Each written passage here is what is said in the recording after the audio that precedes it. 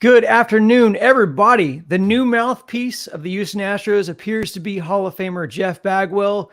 He gave us updates on Michael Brantley, Yuli Gurriel, which we will discuss next. What will he say next? Well, I'd like to think he'd tell you to sit back and enjoy episode 7 of Stone Cold Stros right now.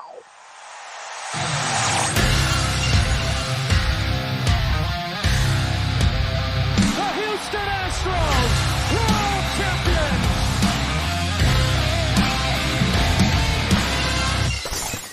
Welcome into Stone Cold Stros. I'm Brandon Strange. I'm joined by SportsMap.com's editor, Josh Jordan. Follow him on Twitter at JoshJordan975. And SportsMap Houston senior content contributor, Charlie Palillo. You can follow him at Palillo. Guys, welcome in.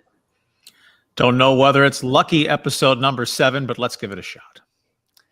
We'll see. That has yet to be determined. For our live audience that's still trickling in, welcome. Make sure to interact with us via the chat. We'll feature some of our favorite messages on screen. And if you're catching us for the first time, this podcast is live at 3 p.m. every week here on YouTube. The audio version goes up Monday night. So if you prefer to listen, just search Stone Cold Stros on your favorite podcast platform. And while you're there, give us a sub. Consider give us a 5-star rating. That'd be cool. And be sure to follow our parent channel, SportsMap Houston, on all your favorite social platforms like Facebook, Twitter, TikTok, Instagram, and of course, right here on YouTube. So guys, I teased it in the open. Jeff Bagwell met with the media Saturday from Astros Fan Fest, where he addressed a number of topics ranging from updates on Yuli, Brantley, and the GM search. So let's start with Yuli. In his future or lack thereof with the Astros. Bagwell told the media, he says, there's nobody that loves Yuli more than us. It's just trying to find the right fit. He's a huge part of our success here. So we'll continue to monitor that situation. But then later that day, Mark Feinsand of MLB.com reported that Yuli Gurriel appears to be moving towards a deal with the Marlins. Sources tell me and Brian McTaggart nothing finalized. So we all presumed this was the eventuality for Yuli, and I love the idea of retaining him on the team because of what he's meant to the team, but it's just really not practical considering the price tag that he'll command with the limited role that they'd have for him. Chandler Rome also reported that sources with knowledge of the situation said that they're more interested in a guy like David Hensley getting those utility reps, which is understandable, younger and cheaper. And as much as I'd love Yuli to stay, is this just when Bagwell says that they're going to monitor the situation, does this mean they're just going to watch from a distance as he signs with another team? I think it's making nice. Boy, Bags sure seems to be having fun playing with the toy Jim Crane gave him for Christmas. The lead spokesperson at FanFest, about 35,000 people showing up for that, by the way, on Saturday. It's good to be the Kings. I mean, Bagwell's not going to say, well, Yuli was washed up last season. We signed Jose Abreu. Where would be the playing time? If he's going to be a utility guy, he can't play any shortstop, not of consequence. The Astros have moved on from greater players. There will always be the memories, but it's time. And Yuli can't find good regular playing time anywhere. So he goes to baseball Siberia with the Marlins, which is close to Cuba, and he can have a little following there. And maybe the Marlins will sell a few dozen extra tickets. The Astros moved on from greater players each of the last 3 off seasons. You'll be welcomed back with thunderous ovations. And when they do 10-year reunions and 20-year reunions of whichever World Series champs, he'll be a very popular guest. But as Fletch said, as one of the great lines in that movie, consider this case closed. This one's kind of interesting for me because we did a SportsMap video about it last week, John Granado and myself, and the video was about how Yuli's not following the Astros on Instagram anymore. He's now following the Miami Marlins. We made a lot out of that, especially in this day and age when you see that type of stuff. So I was kind of curious. So I went to Yuli's Instagram today. He is no longer following the Marlins. He hasn't started following the Astros again, but I find that interesting because Bob Nightingale, in his article where he covered a lot of things, he talked about Yuli and said that the Astros offered him a contract to bring him back in a reserve role, but sounds like Yuli wants to be a full-time player. But we also heard reports out of Miami he wouldn't necessarily be a full-time player there. So I'm not quite sure where Yuli lands, because we've heard these Miami reports for days and days and days, and now he's not following them anymore. I'm curious to see if that's where he eventually lands. Maybe someone said, Yuli, the train is on the track to get you to Miami, but it's not in the tunnel yet to go following and making eyes at your prospective new employer, not yet your actual new employer. Breakups can be hard. So if Yuli's feelings were hurt, and so that's why he stopped following the Astros, or the case is closed, the door is shut, so be it, you move on. But as I said, no team covets Yuli Gurriel at this point. He's 38 years old. He was awful last season. Fortunately for the Astros, he had a couple real strong moments in the postseason, but that doesn't override 6 months of, well, stink, basically, as an offensive player, certainly. And he turns 39 years old during the course of next season. And, where would be the at-bats here? Okay, injuries could happen, or if Jose Abreu tumbles over the hill the way Yuli did last year, because he's on the hook with the Astros for 3 years at $19.5 million per. But David Hensley offers more positional versatility. The Astros aren't counting on David Hensley as a regular in their lineup hope for the future, and he's already on the backside of his 20s, right? He's not some hot rising prospect. He had 30 really good at-bats with the Astros late last season. But for the construct of this roster and for financial flexibility during the course of the season, if something goes wrong or an injury issue or you want to fortify in a particular area, Yuli played for $7 million. Well, would you pay him half that to come back, or pay David Hensley about 1/5 of that one half that you'd pay Yuli if $3.5 million would get it done? So it's just time for both parties. It's not personal, it's business. And one of the good things is we've actually seen David Hensley on one of the biggest stages actually take really competent major league at bats. So it's not like when you say you're going to replace Gurriel with a guy who you don't know, he's unproven. This isn't even a Jeremy Pena situation where you're replacing a generational talent in Carlos Correa with a guy who's never had a full season. Like you've actually had, you had Hensley on your roster in the postseason last year. And so again, like he didn't necessarily impress, but he was impressive in his patience. And that's what they like about that is the book on David Hensley, is that he is very patient at bat. And so the anti-Yuli. Yeah, absolutely. He didn't hit and he doesn't walk. Yeah. And he's younger and cheaper, as you alluded to. And that's really the important thing here. And as much as I love Yuli, and I'd love to see Yuli be, play an ambassador role here, but as much as I love, that's just not practical. And, when he does his best LeBron impression, and if he does take his talents to Miami, just keep in mind that that's a much lighter bag than when he arrived in Houston from Cuba originally. So, but Charlie, when you ask where the ABs come from for Yuli, that's an interesting question because it does roll into our next update because Michael Brantley was someone who was asked about at FanFest, and Dusty Baker and Jeff Bagwell kind of gave little dissimilar updates. Dusty Baker says he wasn't sure if Brantley is hitting yet and whether he'll be ready on opening day. Baker said he's going to treat Brantley like Kawhi Leonard, welcoming him back when he's ready to go so he can carry the team. Bagwell, on the other hand, this was, you can tell by the timestamps here, just a few minutes later, Bagwell said he expects Brantley back to be ready on opening day. So in my opinion, that's not necessarily misalignment. I read that as just their best guesses since the dude literally hasn't swung a bat since last year. But since everybody seems to be taking their best guess at this, let's partake in that. How confident are we that Brantley will be able to contribute this season? And how do we feel about him getting the Kawhi treatment? Well, he's nowhere near as important, obviously, to the Astros as Kawhi Leonard is to the Clippers or was to the Raptors or was to the Spurs. And Michael Brantley turns 36 years old in May or June, wherever his birthday falls. And he's about the 7th most important bat in their lineup, right, as you project for the season. So that was a bit hyperbolic from Dusty. But, hey, he's a World Series winning manager. You can pretty much say and do whatever he wants about now. Bags made an encouraging, hopeful point that, hey, it's the non-throwing shoulder. So as long as he's able to swing the bat effectively. But tying it also to Bagrithmetic, if Jordan's to play 45 to 50% of the snaps in left field, well, that leaves 50 to 55% of the snaps in left field for someone else. And Michael Brantley presumably would be asked to fill those as part of his DH job sharing responsibility. So yes or no, is Michael Brantley on the Astros active roster opening day? I will say maybe. That's waffling. I will say no, because they have no need to rush him. Buy a little time. And who doesn't want a few more playing appearances from Maurice Dubon in early April? Well, if anybody knows about shoulder injuries, I would say Dr. Bagwell would definitely qualify in this instance for sure.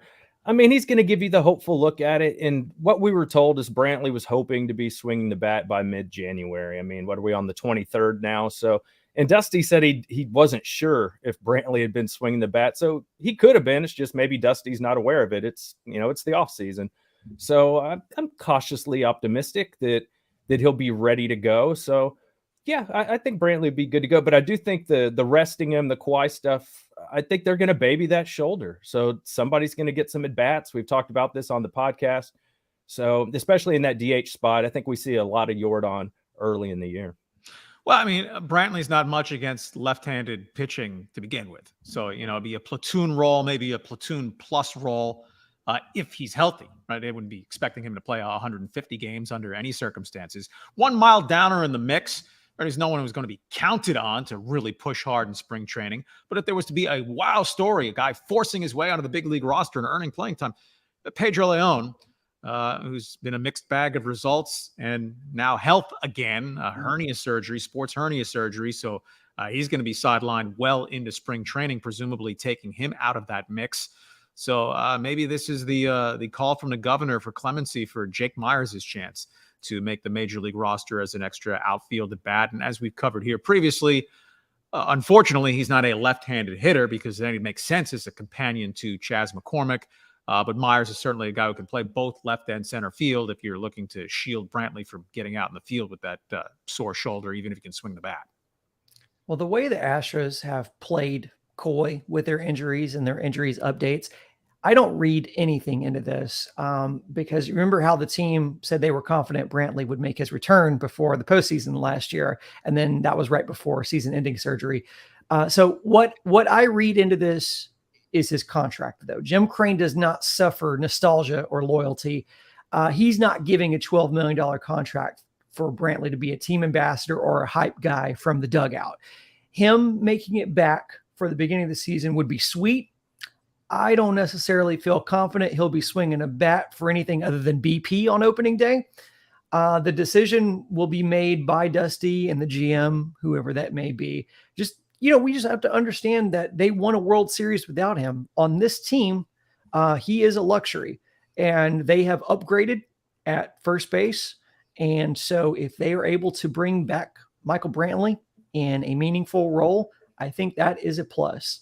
And so, again, that'll be the decision of Dusty and whoever that GM may be, which is another update we received over the weekend.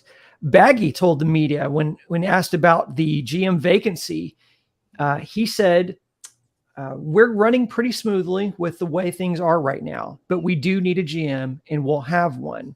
And then coincidentally, later that day, the next day, Sunday, Bob Nightingale, as part of his update in his column, said Dana Brown, Atlanta's vice president of scouting, has emerged as the clear front runner to become the Astros' next general manager.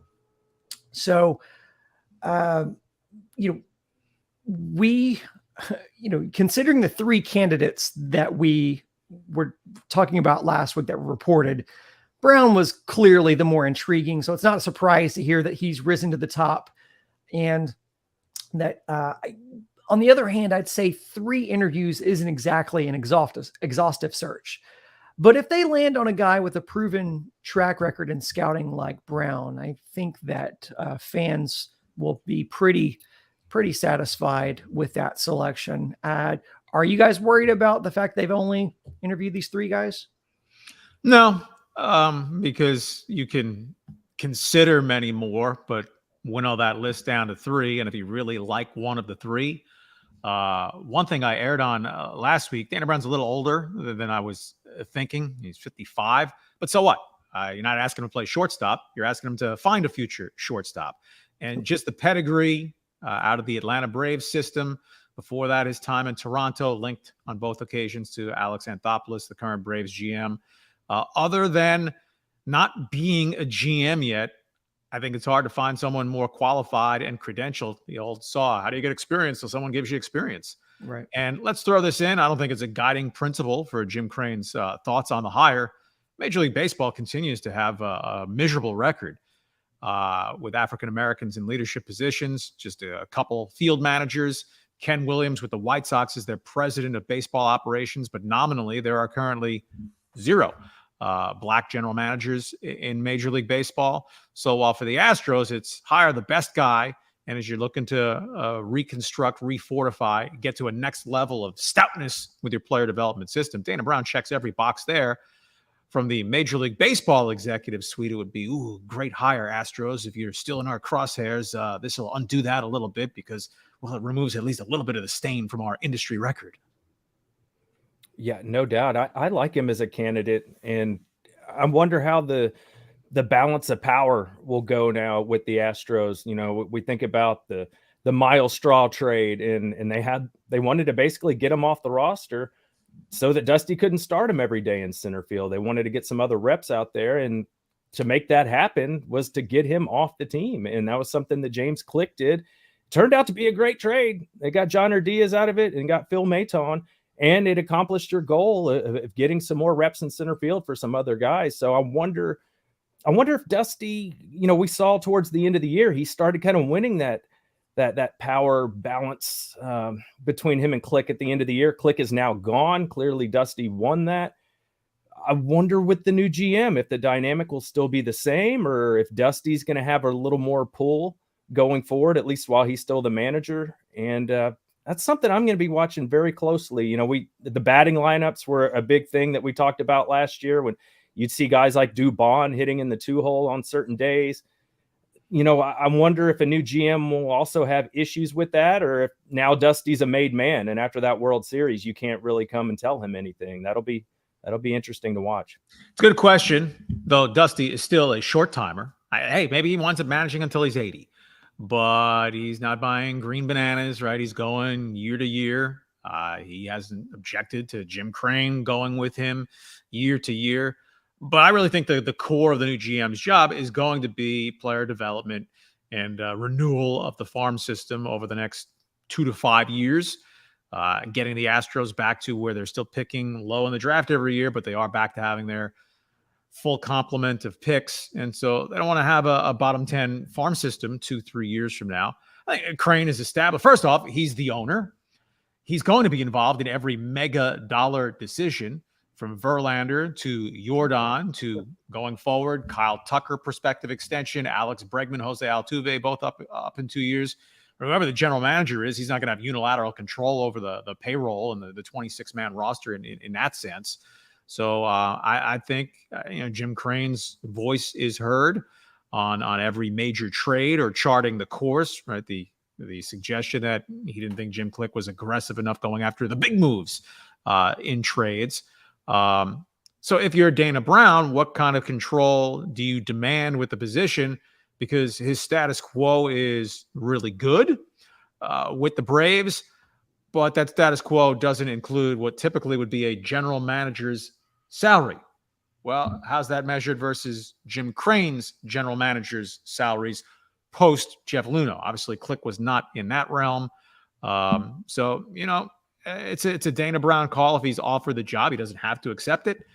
He'll probably have another opportunity come along. But there are only 30 of them, and saying an opportunity missed is an opportunity lost. There's no guarantee that he gets a future general manager opportunity. I would find it tough to turn one down from one of the best organizations in baseball, the reigning World Series champs, unless you're thinking all I can do in the public perception or owner's perception is screw it up. We're not winning or going to the World Series on a regular basis over my next 2-3 years, even if I'm doing a nice job redeveloping the farm system. Yeah, I don't think anyone in those positions doubts themselves on that level. They're saying, give me that opportunity. And there's are few opportunities, as you mentioned, better in Major League Baseball than the Astros, a team that's already set up to win. Jay Roberts messages us here and says, do you think Dusty has been involved in the GM process? I assume he means in the GM selection process. And I think absolutely. I think Dusty's going to have a say in that room. I think Jeff Bagwell's going to have a say in that room. And I think there's going to be a few other people that Jim Crane considers confidants that are going to be in those discussions, because I think it's about it's about an aggregate of best thoughts, and he's surrounded himself with people he trusts. And to your point, we shouldn't discount the decision making of Jim Crane. And that's something whenever we get in the weeds about this, about the impacts of any single decision, I always default to Jim Crane is the catalyst of the Astros. Yes, Jeff Luna helped build a juggernaut, but left to his own devices, it wouldn't have been a juggernaut with Justin Verlander or Zach Greinke. And the world didn't end when Jeff Luna got fired. The bullpen actually got better, and the Astros went to 2 more World Series and won one. So, to paraphrase the UPS slogan, what can Brown do for a year? Well, he can start with restocking the pond down in the farm system, because that seems to be the more pressing needs. And to your point, don't screw it up at the major league level, because the roster to this point is pretty well built. I can't resist. What can Brown do for you? Restocking the pond? That was very coy. Yeah, that was terrible, terrible dad humor. And all right, Josh, it's up to you to either come in over the top or just say, let's move on. I'll go with the latter. I got nothing. Yeah. Don't lower yourself to my level. But speaking of Jeff Luna, speaking of the sign stealing scandal, MLB's Hall of Fame vote is Tuesday. And as you noted in your article on sportsmap.com, Charlie, former Astros closer Billy Wagner needs a miracle to get in. Another guy whose eligibility begins is former Astros player and Yankees broadcaster Carlos Beltran.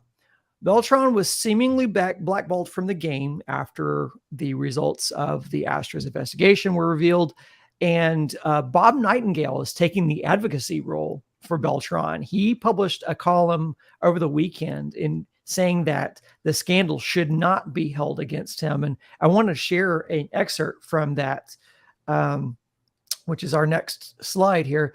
Are we going to do the same with everyone who played for the Red Sox and Yankees during those years too, when they were fined and disciplined for illegal use of Apple Watches and dugout phones to relay signs?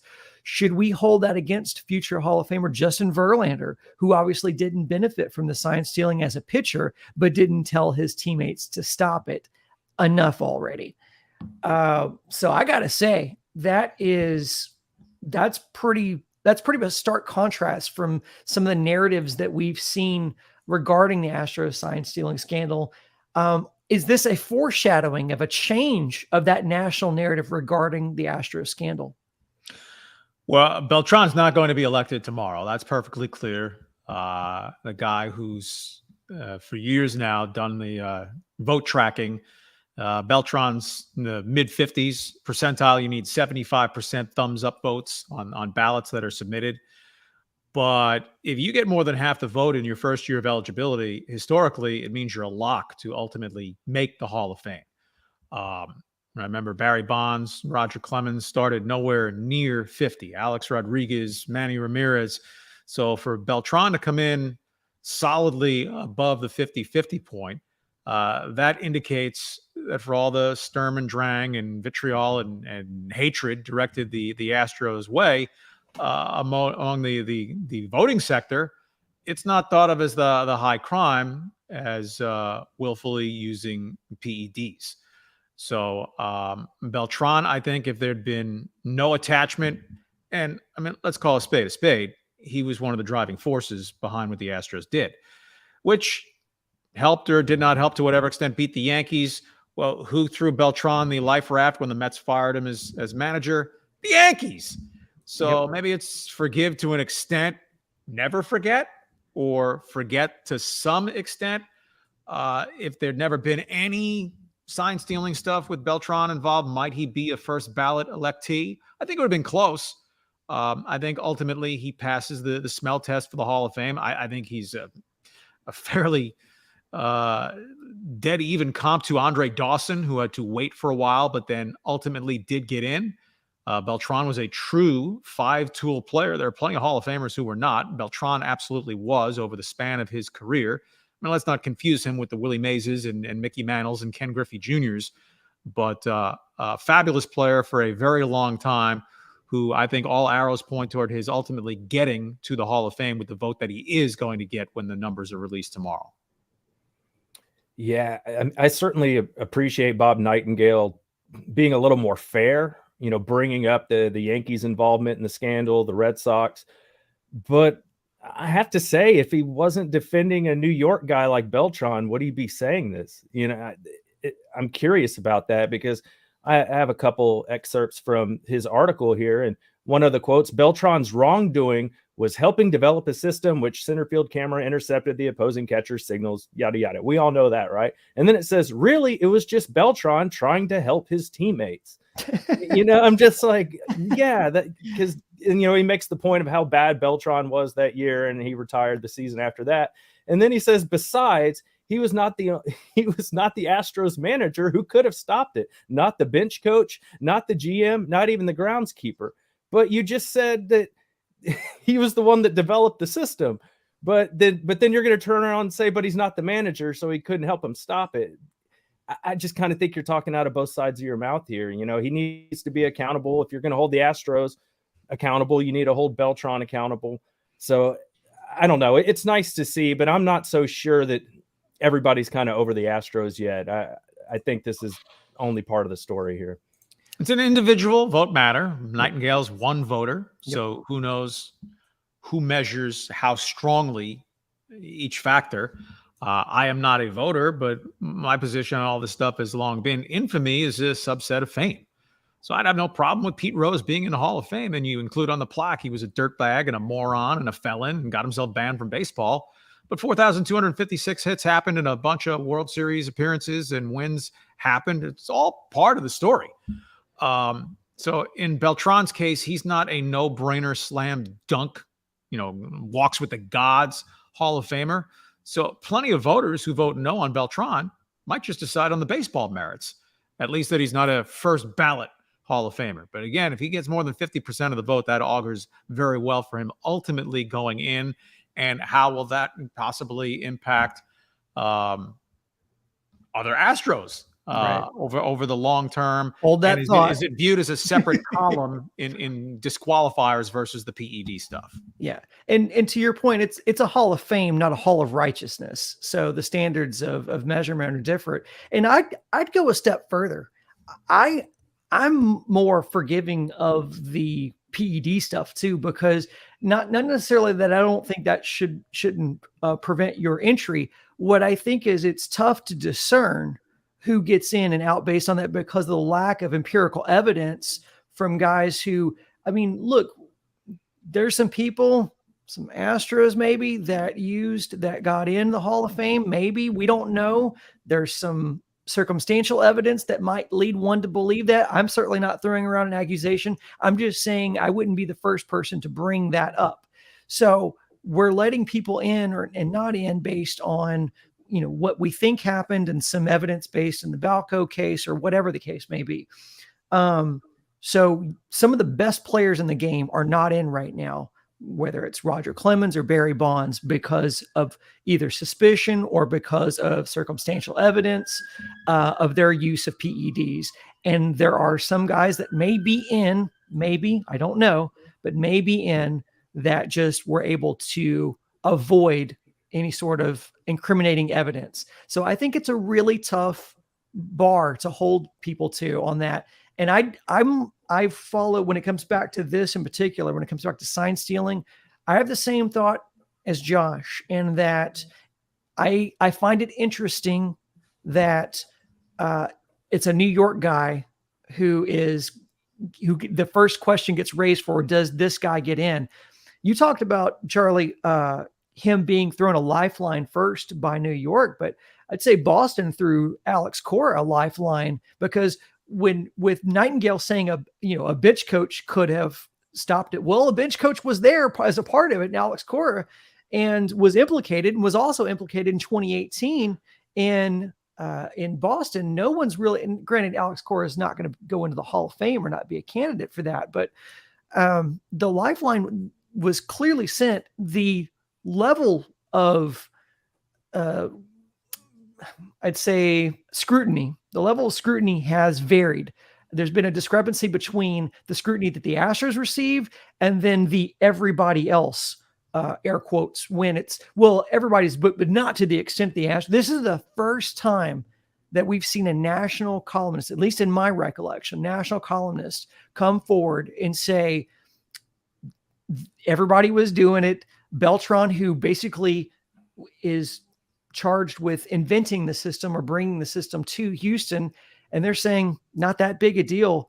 Boy, that is a sea change from the national narrative. And Charlie, you brought up a very, very, very important point: is can we read anything into Beltran's candidacy from this? Can we project onto future Astros? And obviously the one in the crosshairs would be Altuve. If Beltran is able to get into the Hall of Fame, and then Altuve subsequently has the numbers, because that's the other part of this. Altuve is not a Hall of Famer now, but he could end up being one if the numbers dictate it. If that happens, does that mean if Beltran gets in, is it all systems go for Altuve? Yep. Because Beltran was basically a washed up player when he was a driving force in the system. Altuve was the MVP of the league and has remained an elite player for the bulk of the time since then. And anyone can choose to believe what he or she chooses to believe, but there's certainly a critical mass of belief that, hey, Altuve didn't even use the system. He was the guy saying, don't tell me, I don't want to know. Now, that's different from saying, guys, you're cheating, you shouldn't do it either. But specifically to Altuve, if Beltran makes it into the Hall of Fame, and unless Altuve falls off the table here pretty quickly, I think Altuve is going to be regarded as a greater second baseman in the history of the game than Beltran is a center fielder. Right? They're tiers of Hall of Famers. So yes, that Beltran is getting an early, substantial, positive return, not nearly enough to get into the Hall of Fame. But again, anyone who started at 55% ultimately has been voted into the Hall of Fame. I think that projects very well for Altuve, who now has already put a bow around the prime portion of the career of a Hall of Famer. He's had about 5 seasons that you'd say were great, and then 2-3 others that were outstanding. So if he tacks on another year or 2 that you say were great, and the true great seasons, 17, 18, and 22, with multiple other really good seasons. But then as Altuve blows past 2,000 hits this year, and then 2,500, and if he's playing and he's getting toward 3,000, he gets to where he becomes a no-brainer Hall of Fame selection. Yeah, I think that helps Altuve if Beltran gets in. Then you have a precedent for something like that, and you see that this person was involved in it. They got in. Should be the same deal for Altuve if the numbers are there at the end of the day. So, yeah, we should all be rooting for Beltran to get in, because this could be really good news for Altuve. And especially all the baseball writers kind of know about Altuve. They know that he didn't really use it, and that he didn't want to do anything to tell on his teammates. He didn't want to betray them. So he even asked that articles not be written about him not participating. He doesn't really want to talk about it. He's a stand-up dude, and I think a lot of the baseball writers, especially after they've won this championship again, you saw Altuve return to have one of the best seasons of his career this year. I think Altuve has a good shot. And if they ultimately both get in, now Beltran could make it as soon as next year. Billy Wagner is making the big jump necessary that I think now tips it in the direction that with 2 years of eligibility remaining, Billy Wagner is probably going to be voted into the Hall of Fame. The straw vote has him at 73%. Generally, you get a lower percentage of the vote from those who do not disclose their vote, just the historical tracking of this stuff. But Wags got to 51% last year. First time he was on the plus side of 50. So if he jumps from 50 all the way to 65, 68, 70% with 2 more years, I think that gives Wagner the shot to make the big leap from a guy who started at 11% of the vote to become one of the few relief pitchers in the Hall of Fame and the first left-handed relief pitcher. Right, he's 6th all-time in saves, the only lefty with more saves. Former Astro, washed-up John Franco actually finished his career with the Astros. He's not a Hall of Famer, but Billy Wagner has some numbers that are blow-away numbers. He was no Mariano Rivera, but purely by the numbers, Billy Wagner looks eye to eye and actually can look down just a little bit. Career whip, strikeouts per 9 innings. So without getting the call that Billy Wagner, we'd like to welcome you to Cooperstown, you've been elected to the Baseball Hall of Fame. Short of that tomorrow, I think a big day for Billy Wagner, positioning him to get that call in 2024 if it goes down to the wire 2025. Well, that'd be, oh, go ahead. Oh, I was just going to say that'd be really cool. I hope he gets in because, when we have Baggy and Biggio as an Astros fan, it'd be great to have another Astro in the Hall of Fame. I know Wagner played for several different teams, but he played most of his career in Houston. So I would imagine he would go in as an Astro. So that would be very exciting for me as an Astros fan.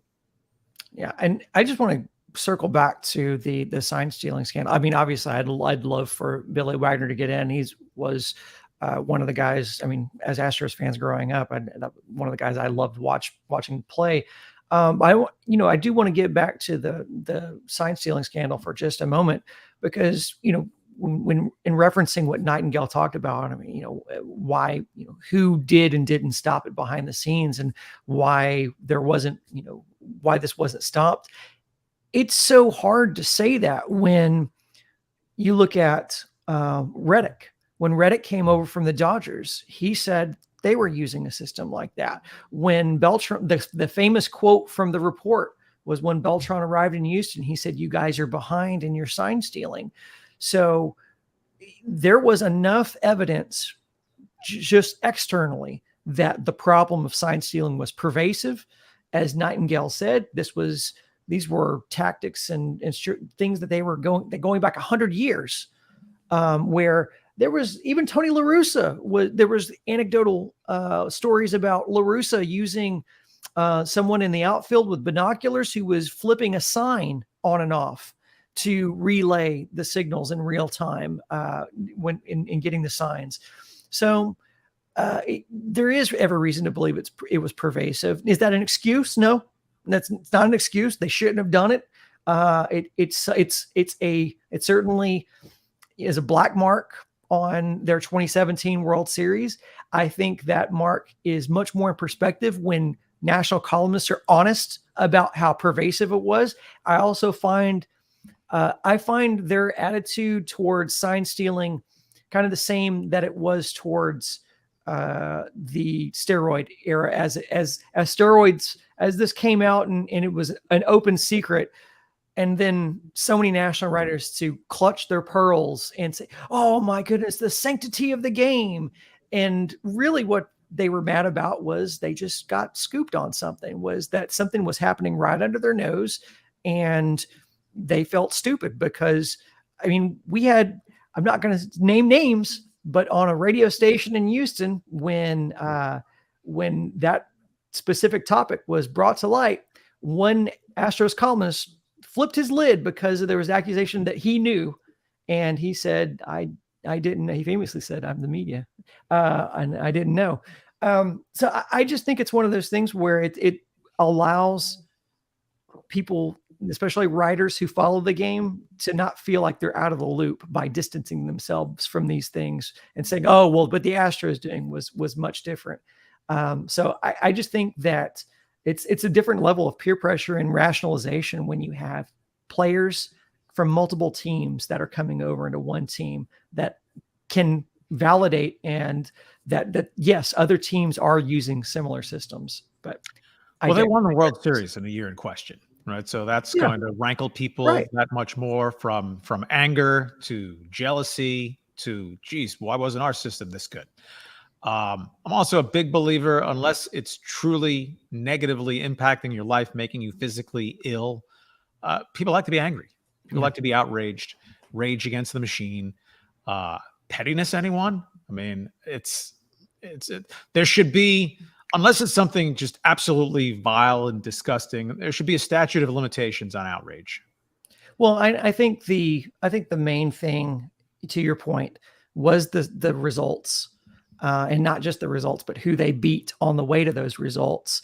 But when you look at the Rockies, who were supposedly also using that same system that year, or the Brewers or whoever, well, they didn't win.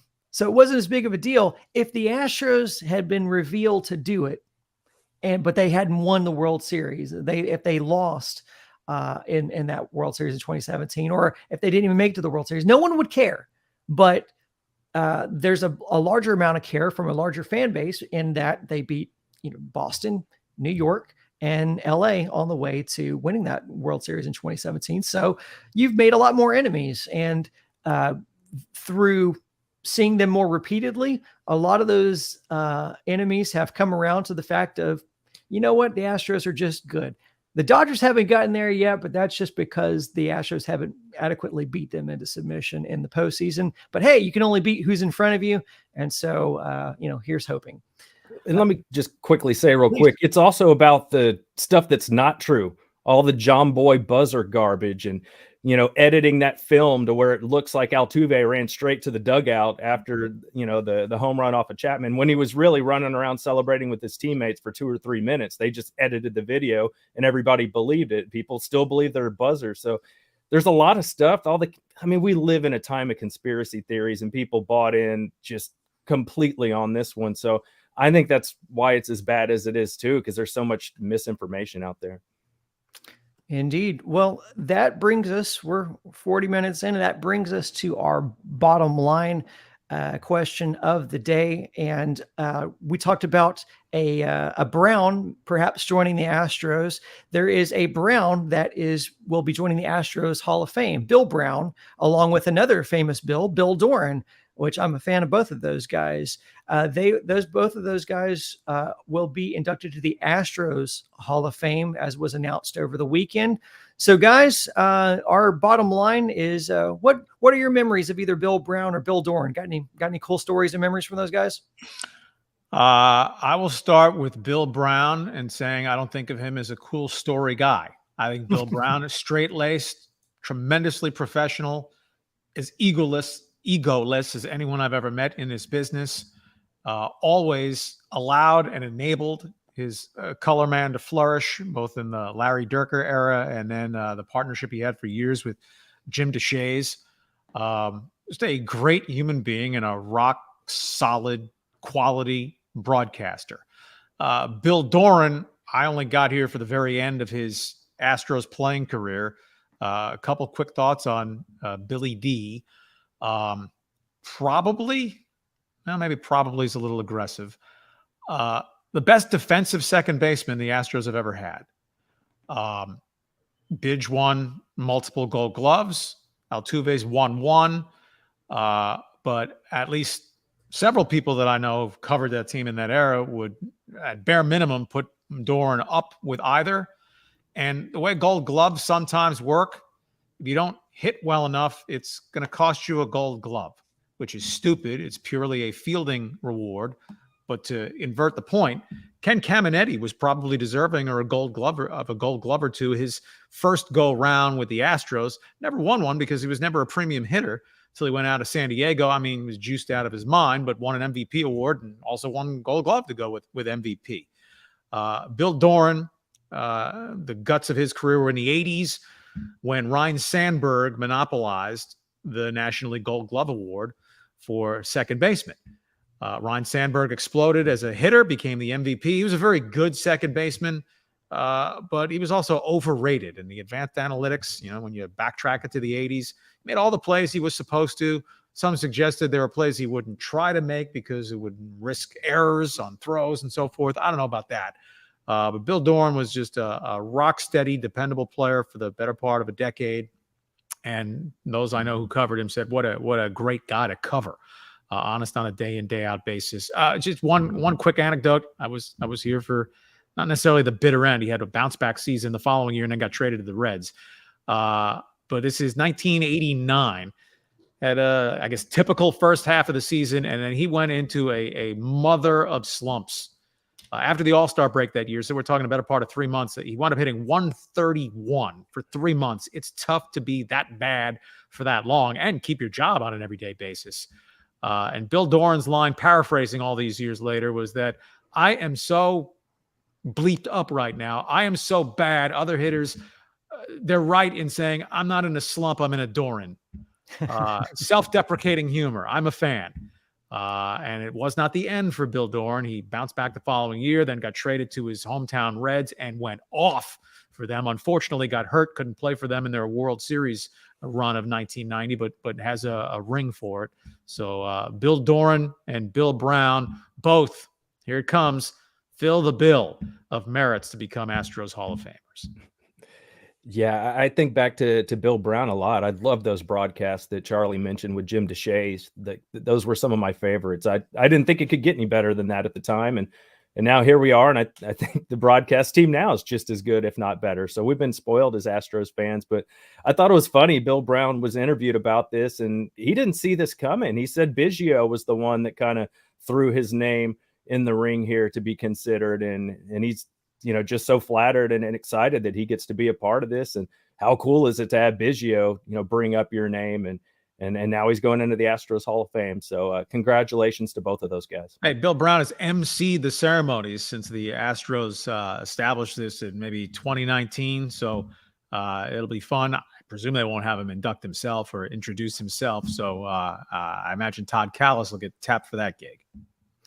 I hold Bill Brown up as one of those voices that's iconic with Houston sports. When I think of announcing famous Houston sports games, I think of guys like Gene Peterson, Jim Foley, Calvin Murphy when he was doing play-by-play.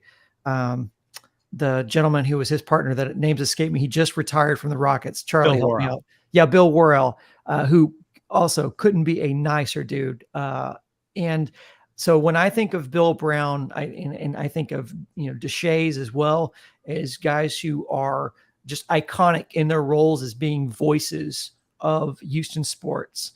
And for Bill Doran, he was one of the more my formative years. He was one of the guys who I really root for. I was young when he played, but as an adult, one of my prized possessions is a game used signed Bill Doran bat, which he signed for me at I think it was at a spring training. I think it was at Red spring training. As a matter of fact, I bought the bat separately and had one of my friends get it signed. But because normally if I meet the guy in person, I'd much rather have a picture than an autograph. But yeah, I mean, even as an adult, Bill Doran holds a fond place in my heart.